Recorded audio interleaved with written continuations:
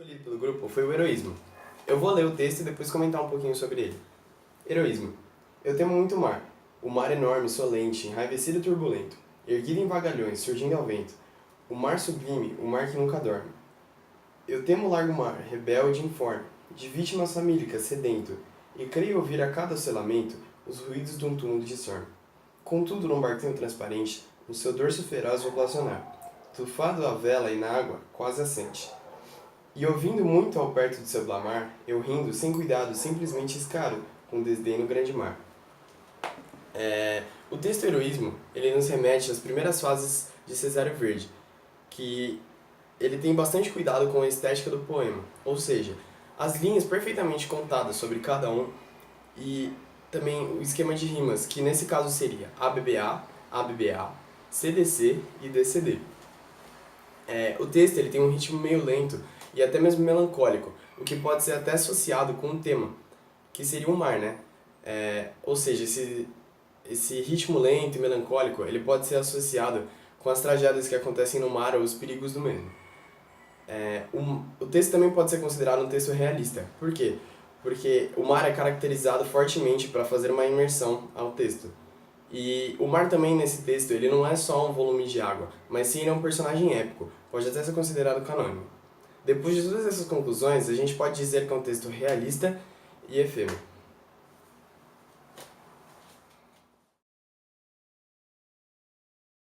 Um dos principais elementos da poesia de Cesário Verde era a mulher, e ele a retratava de basicamente duas maneiras diferentes, a mulher do campo e a da cidade. A mulher do campo, ela esbanjava uma pureza angelical. Ela era um símbolo de redenção. Ela era muito simples e ela sofreu pressão da vida urbana. E ela esbanjava uma pureza do campo, mesmo sendo proveniente da cidade. Já a mulher da cidade, ela era uma mulher fatal, frígida e calculista. O status social dela é acima do lírico e ela o despreza. E ela é retratada de uma maneira erótica nos poemas de Cesário Verde, o que faz com que o lírico se interesse e sinta atração por ela. E esses sentimentos acabam levando à perdição, à humilhação e à morte. A obra poética de Cesário Verde carrega fundamentalmente as características que são a riqueza, a língua e a precisão. O verso e a estrofe carregam características tradicionais.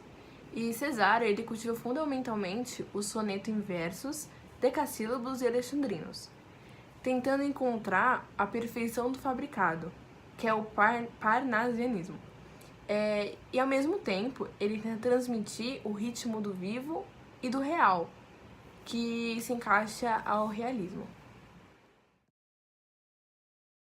O livro de Cesário Verde é uma coletânea de todos seus poemas, que foram publicados após sua morte.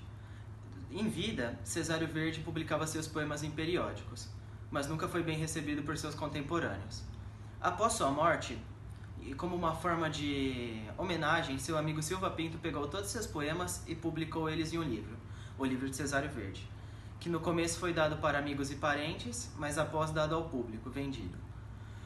Finalmente, após 40 anos, os 37 poemas de Cesário Verde foram reconhecidos por Fernando Pessoa, que até mesmo chamou ele de mestre.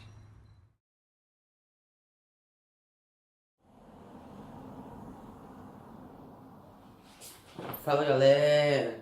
Bem, meu nome é Bertani e vou falar um pouco sobre a biografia de Cesário Verde. Cesário Verde foi um poeta português que nasceu em 1855 em Lisboa e morreu em 1886 por causa da doença tuberculose. Em 1873, ele iniciou seu estudo acadêmico no curso superior de letras. Nesse curso, ele conheceu Silva Pinto, uma amizade que durou até o resto da vida dele. Aos 30 anos, ele faleceu por causa da tuberculose. E Silva Pinto decidiu fazer um livro chamado O Livro de Cesário Verde. Nesse livro ele conta todos os poemas que Cesário Verde fez. Bem, e esse é o livro. Acabou, falou. Eu volto aqui. Nos poemas de Cesário Verde, ele exalta e critica a cidade e elogia o campo por causa de sua experiência vivida.